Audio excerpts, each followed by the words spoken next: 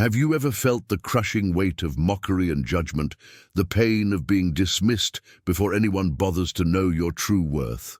Today's story delves deep into that universal wound, but carries within it a powerful message about dignity, purpose, and the quiet light that shines brightest in the darkest places. As you journey through these moments of humiliation and revelation, you may discover that the most profound truths often hide behind the humblest facades.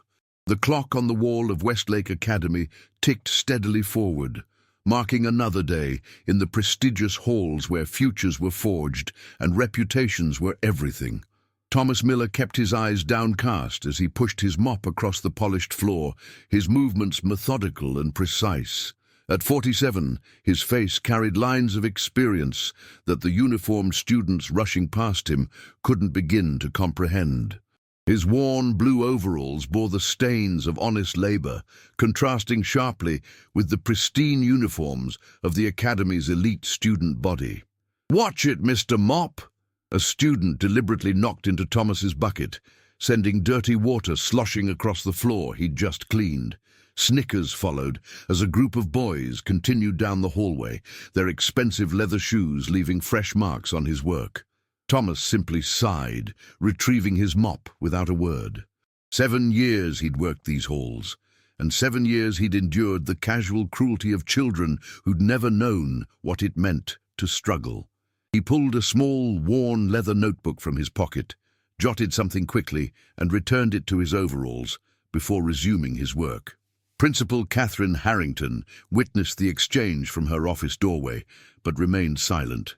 At 53, with her impeccable blazer and perpetually stern expression, she ran Westlake with precision and ambition. The Academy's reputation for academic excellence and successful alumni was her life's achievement. She'd seen Thomas endure such treatment before, and while she didn't condone it, she had more pressing matters than the feelings of the maintenance staff. "Thomas," she called, her voice carrying the authority of her position. "There's a situation in the boys' bathroom on the 2nd floor. Apparently, someone thought it would be amusing to create a flood." He nodded respectfully. "Yes, ma'am. I'll see to it right away." As Thomas gathered his supplies, whispers followed him down the corridor. "My father says people like him just lack ambition," said Michael Chambers, the 17-year-old son of a prominent surgeon and the ringleader of the group that had disturbed Thomas earlier. His burgundy school vest was immaculate, his blonde hair perfectly styled. "That's why they end up pushing mops for people like us." His friends laughed appreciatively, except for one. Eliza Foster clutched her red folder closer to her chest, her brow furrowing beneath her copper-colored hair. At 16, she was one of the few scholarship students at Westlake, and something about Michael's casual cruelty made her stomach twist. "You don't know anything about him," she said quietly. Michael rolled his eyes. "What's to know? He's just the janitor." Eliza watched Thomas disappear around the corner, noting how he touched the small notebook in his pocket as if for reassurance. There was something in his eyes that didn't match his humble position. A clarity, a focus that seemed at odds with his circumstances. In the faculty lounge, Thomas encountered the only person at Westlake who treated him with genuine warmth. Samuel Griffith, the 62-year-old literature teacher with his perpetually rumpled tweed jacket and kind eyes behind wire-rimmed glasses, nodded to him as he entered. "Thomas, good morning. Rough start today?" Thomas allowed himself a small smile. "No rougher than usual, Mr. Griffith." "Samuel, please," the teacher corrected for perhaps the 100th time. "After our conversations about Dostoevsky and Tolstoy, I think we're well past formalities." This was their private joke, the janitor and the literature professor discussing Russian novelists, while the rest of the academy remained oblivious to Thomas's voracious reading habits. "Any progress on that translation you mentioned?" Samuel asked, referring to Thomas's ongoing project of translating ancient medical texts, a hobby he'd once accidentally revealed during one of their conversations. "A few pages," Thomas admitted. "The 12th century Arabic is challenging, but the medical insights are remarkable." Samuel shook his head in wonder. And they think you're just a janitor. Thomas's expression grew serious. I am just a janitor, Samuel. By choice. Before Samuel could respond, Thomas's phone buzzed. He glanced at it, his expression shifting instantly to one of focused intensity. I need to go. Can you tell Principal Harrington I had an emergency? Of course, Samuel replied, recognizing the sudden transformation in his friend. Will you be back? Tomorrow, Thomas said, already moving toward the door. It's going to be a long night. Thomas returned the next day, dark circles under his eyes, testifying to his sleepless night. He moved more slowly than usual, fatigue evident in every careful movement. His hands, scrubbed pink and raw, gripped the mop handle with practiced familiarity. Michael and his friends were in rare form that morning. Hey, Mr. Mop, did you have a hot date last night? Let me guess. With your mop, Michael called out, drawing laughter from his entourage. Thomas didn't respond, didn't even look up as he continued his work. His small notebook fell from his pocket, landing softly on the floor. Before he could retrieve it, Michael snatched it up. What's this? The janitor keeps a diary? He flipped it open, his expression changing to confusion. What language is this? It looks like gibberish. Thomas's face remained impassive, but something flashed in his eyes. The first sign of emotion the students had ever seen from him. Please return my property. His quiet dignity only inflamed Michael's desire to provoke a reaction.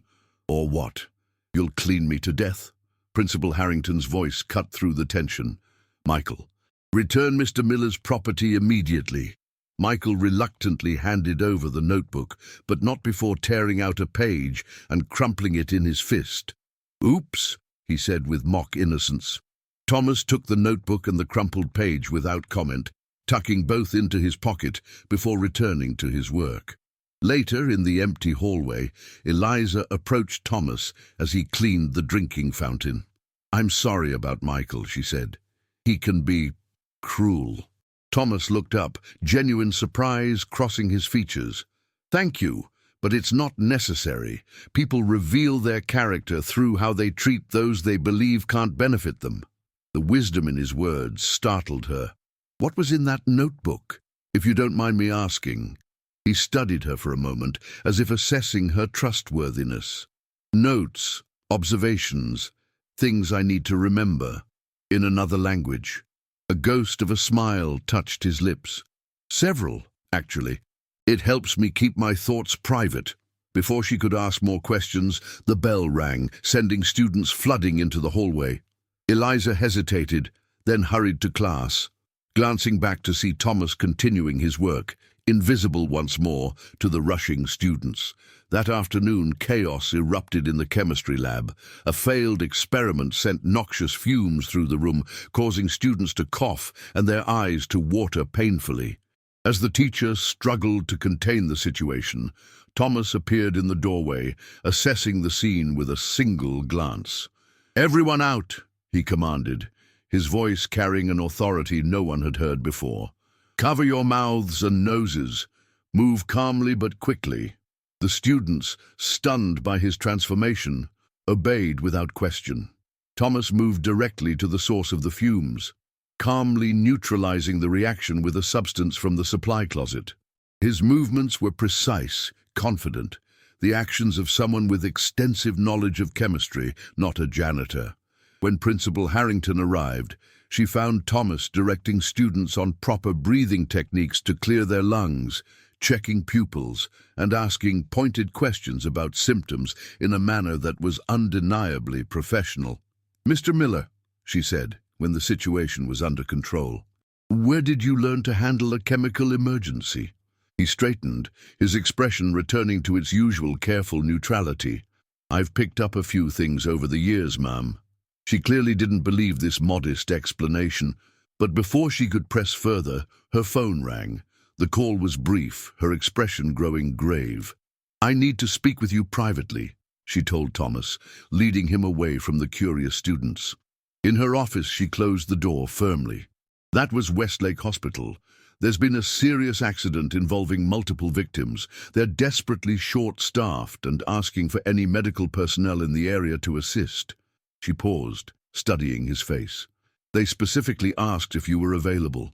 Thomas's expression didn't change, but something in his posture shifted. I see. Would you care to explain why a hospital would ask for our janitor during a medical emergency? Her tone was sharp, demanding answers. I volunteer there sometimes, he said simply. As what, exactly? Thomas remained silent for a long moment. I should go. They wouldn't call unless the situation was dire. Principal Harrington stared at him, realization dawning. You're a doctor. It wasn't a question, but Thomas nodded once, already moving toward the door. I need to change. I keep supplies in my car. Why on earth would a doctor work as a school janitor? She asked, bewilderment evident in her voice. Thomas paused at the door. Everyone has their reasons, Principal Harrington. Right now, people need help. 40 minutes later, Thomas stood in the classroom that had been temporarily converted to accommodate the overflow of students whose laboratory had been contaminated. The regular teacher had been affected by the fumes and was receiving medical attention, leaving the class unsupervised until a substitute could arrive. He had changed into surgical scrubs, a light blue cap covering his graying hair, and a surgical mask obscuring the lower half of his face. The clock on the wall above him showed that it was nearly 3 in the afternoon. The students fell silent as he entered, their expressions ranging from confusion to shock as they recognized their janitor in this unexpected attire. His stained overalls had been replaced with clean medical scrubs, but remnants of his other life remained. His hands, though scrubbed for surgery, still showed the evidence of years of manual labor. His posture had changed completely. Gone was the stooped, self-effacing janitor, replaced by a man who carried himself with quiet authority and purpose. Michael stood frozen, his usual smirk replaced by genuine confusion, as he took in Thomas's transformation. Eliza leaned forward in her seat, a look of vindication crossing her features. I've been asked to inform you that a substitute teacher will arrive shortly, Thomas said, his voice carrying the same quiet authority it had during the chemical emergency.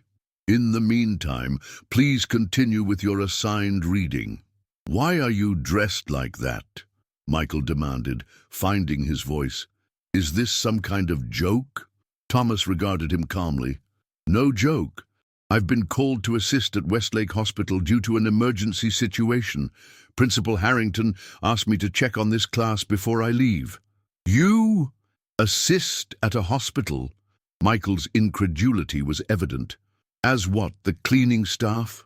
Several students laughed nervously, but fell silent when Thomas didn't react to the taunt. Michael, Eliza interjected, maybe you should...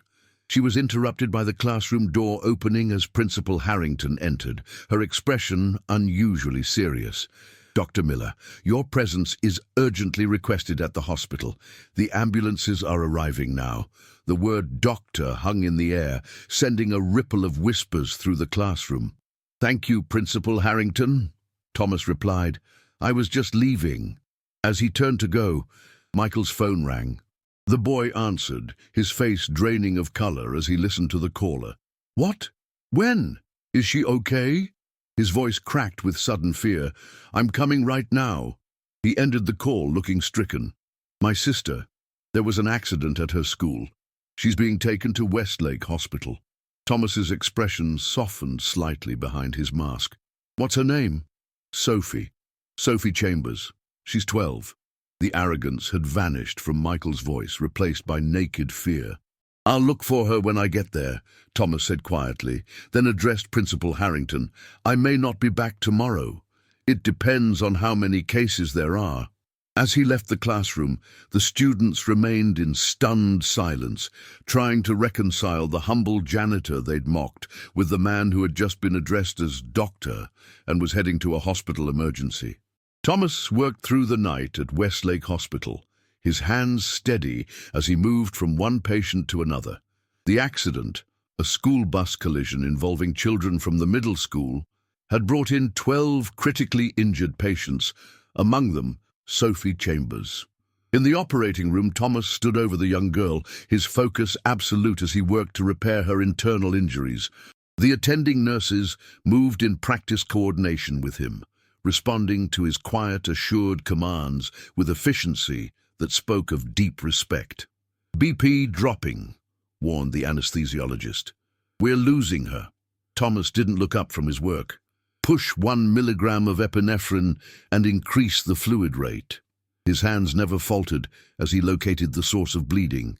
"I need better visualization here." "Yes, Dr. Miller," the surgical nurse responded, adjusting the retractors. In the waiting room, Michael sat beside his parents, his father, the prominent surgeon Dr. Richard Chambers, pacing impatiently. "I should be in there," Dr. Chambers insisted to the charge nurse for the third time. "She's my daughter." "I understand, Dr. Chambers, but hospital policy is clear. And Dr. Miller is one of our finest trauma surgeons." Michael's head snapped up. "Did you say Miller? Thomas Miller?" His father frowned. "Who?" "The janitor from my school," Michael said, his voice hollow with disbelief. "They called him Dr. Miller at school before he left for the hospital." Dr. Chambers stared at his son. "That's impossible.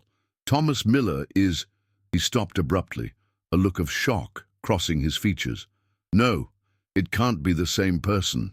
"You know him?" Michael asked. Before his father could answer, the operating room doors opened and Thomas emerged, still in his surgical scrubs, exhaustion evident in every line of his body. He approached the Chambers family, removing his surgical cap to reveal his sweat-dampened grey hair. Dr. Chambers stood frozen, recognition and disbelief warring on his face. "Sophie is stable," Thomas said without preamble. "The surgery was successful, though she'll have a long recovery ahead. The internal bleeding was extensive, but we managed to repair all the damaged vessels." "Thomas," Dr. Chambers whispered, as if seeing a ghost. Thomas met his gaze steadily. "Hello, Richard. It's been a while." Michael looked between the two men in confusion. "You know each other?" Dr. Chambers seemed unable to speak, so Thomas answered. "We attended medical school together." He turned back to the senior Chambers. "Your daughter will be in recovery for about an hour, then move to the pediatric ICU. I'll be monitoring her closely through the night." He turned to leave, but Dr. Chambers caught his arm. "Wait. Just wait." His voice broke slightly. "Why are you working as a janitor at my son's school? You were brilliant, the most talented surgeon in our class." Thomas gently removed his former colleague's hand. "We all make our choices, Richard. I made mine 12 years ago, after Rebecca died," Dr. Chambers said softly. Thomas's expression remained impassive, but something flickered in his eyes at the name. "I should get back. There are other patients who need attention." As he walked away, Michael stared after him, his world tilting on its axis, as he tried to reconcile the janitor he'd mocked with the surgeon who had just saved his sister's life. When Thomas returned to Westlake Academy 3 days later, the atmosphere had changed dramatically. Students who had previously ignored him now watched him with curious eyes. Staff members who had barely acknowledged his existence now nodded respectfully as he passed. He continued his janitorial duties as if nothing had changed, mopping floors and cleaning bathrooms with the same quiet diligence he'd always shown. The only difference was the small gaggle of students who followed him at a distance, whispering among themselves. Principal Harrington called him to her office late that afternoon. When he entered, he found not only the principal, but also Dr. Chambers and Michael waiting for him. "Please, sit down, Dr. Miller," Principal Harrington said, the newfound respect evident in her voice. Thomas remained standing. "I prefer to stand, thank you, and I'm just Thomas here." Dr. Chambers stepped forward. "Thomas, I want to thank you for saving Sophie's life. The surgeons at Mercy General said they wouldn't have been able to repair that hepatic tear so effectively. Your technique was extraordinary." Thomas nodded once in acknowledgement. "She's a strong girl. How is her recovery progressing?" "Remarkably well," Dr. Chambers replied. "But that's not why we're here." He hesitated, then continued. "I told Principal Harrington about your background, about who you really are." Thomas's expression remained neutral. "I see." Principal Harrington leaned forward. "Dr. Miller, Thomas, Why on earth would someone with your qualifications choose to work as a school janitor? Dr. Chambers tells me you were renowned in your field, that you pioneered surgical techniques that are still taught in medical schools today. Thomas glanced at Michael, who was staring at the floor, his usual arrogance nowhere to be seen. Some things are difficult to explain. Try, Dr. Chambers urged. Please, Thomas. I've spent 12 years wondering what happened to you after everything. Thomas was silent for a long moment, then slowly reached into his pocket and withdrew his worn notebook. This was Rebecca's, he said quietly. My wife's. The name hung in the air between him and Dr. Chambers. She started it during our residency, Thomas continued, his voice soft but steady. Observations about patients, treatments, but also deeper reflections on suffering, on healing, on purpose. He opened the notebook, revealing pages filled with neat handwriting in multiple languages. After she died, I continued it. It became a dialogue of sorts. Rebecca was your wife? Principal Harrington asked gently. Dr. Chambers answered for him. She was brilliant, a pediatric surgeon. She died during a humanitarian mission in Syria, a bombing. Thomas's fingers tightened slightly on the notebook. I was there too. I survived. She didn't. But that doesn't explain. Principal Harrington gestured vaguely at his janitor's uniform. Doesn't it? Thomas asked quietly. After Rebecca died, I continued practicing for a while, but something had changed. The prestigious positions, the accolades, the publications, they felt hollow. I kept asking myself what it was all for. He looked directly at Michael. I took a position at a free clinic in the city, started volunteering with medical relief organizations. But I needed something else too. A grounding. This job provides that. It supports my modest needs while leaving me free to volunteer where I'm truly needed. But you're wasting your gifts, Dr. Chambers protested. Thomas's expression hardened slightly. Am I? Last year I performed 47 surgeries at free clinics. I spent 3 months with Doctors Without Borders. I translated a 12th century medical text that's now being studied for its insights into herbal antibiotics. And yes, I also kept these halls clean for children who have every advantage in life. He turned to Michael. You asked once why people like me end up pushing mops for people like you. Perhaps you should ask instead why people like you so rarely see the worth in people like me. Michael flushed deeply, unable to meet Thomas's eyes. Principal Harrington cleared her throat. We'd like to make you an offer, Thomas. Continue your work here if you wish, but also, perhaps you could establish a medical program for our students. Teach them not just about medicine, but about service, about purpose. Thomas studied her for a long moment. I'll consider it, but not if it's offered out of pity or guilt. It's offered out of respect, she replied, and perhaps a desire to make amends for my own blindness. 2 months later, Thomas stood before a classroom of students, no longer in his janitor's uniform, but dressed simply in slacks and a button-down shirt. On the whiteboard behind him were detailed anatomical drawings alongside quotes from both medical texts and philosophical works. Michael sat in the front row, his usual swagger replaced by attentive focus.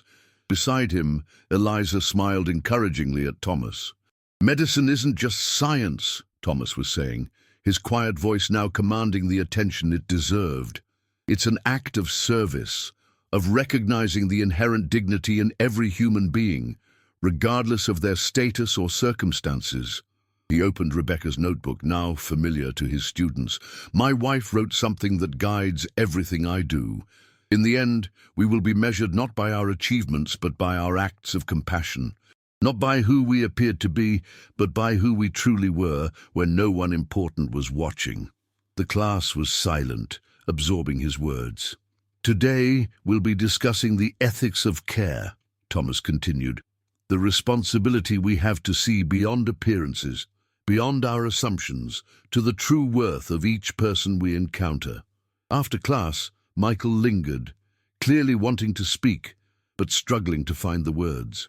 Yes, Michael? Thomas prompted gently. "I visited Sophie yesterday," the boy said, his voice lacking its usual confidence. "She told me she wants to be a doctor now. Because of you." He hesitated. "I told her that was a good choice." Thomas nodded, waiting. "I also wanted to say, I'm sorry for how I treated you, for what I said." The words seemed to cost Michael greatly. "Apology accepted," Thomas said simply. "But remember, it's not me you need to prove anything to." "I know," Michael replied. "It's myself." He reached into his bag and pulled out a flyer. "There's a volunteer program at the free clinic this summer. I thought maybe, if you're going to be there." Thomas took the flyer, a small smile touching his lips. "I'll be there every Tuesday and Thursday. The work isn't glamorous." "I'm learning that the important things rarely are," Michael said quietly. From the doorway, Principal Harrington watched the exchange, her own perspective forever altered. The janitor had indeed carried a secret, not just of his medical brilliance, but of a deeper wisdom about what truly matters in a life well lived. That evening, as Thomas finished mopping the main hallway, a task he'd insisted on keeping despite his new teaching role, Samuel Griffith joined him, helping to put away the cleaning supplies. "You've changed this place," the literature teacher observed. "Not just the students, the teachers too, even our formidable principal." Thomas smiled slightly. "Change comes from within, not from without. I just provided a mirror." "And yet you still clean the floors," Samuel noted. Thomas ran a hand over the worn cover of Rebecca's notebook. "Some tasks remind us of essential truths. There is dignity in all work done with care. There is meaning in service, whatever form it takes." He glanced around the empty hallway. "And sometimes, the lowest place offers the clearest view." As they walked together toward the exit, the late afternoon sun slanted through the windows, illuminating the freshly cleaned floors. Thomas paused to look back at the hallway, seeing not just a school, but a microcosm of the wider world. A place where appearances deceived, where true worth often remained hidden, and where the quiet light of genuine purpose could transform everything it touched. "Rebecca would be proud," Samuel said softly. Thomas nodded, his expression peaceful as he tucked his wife's notebook back into his pocket. That's all that ever mattered. Outside, students were gathering for various after-school activities. Some nodded respectfully to Thomas as he passed. Others, still unaware of his dual role, barely noticed him. It no longer mattered either way. He had found his path, not despite his pain, but because of it. Not in acclaim, but in purpose. Not in being seen, but in truly seeing others. And in the end, that was enough, more than enough. It was everything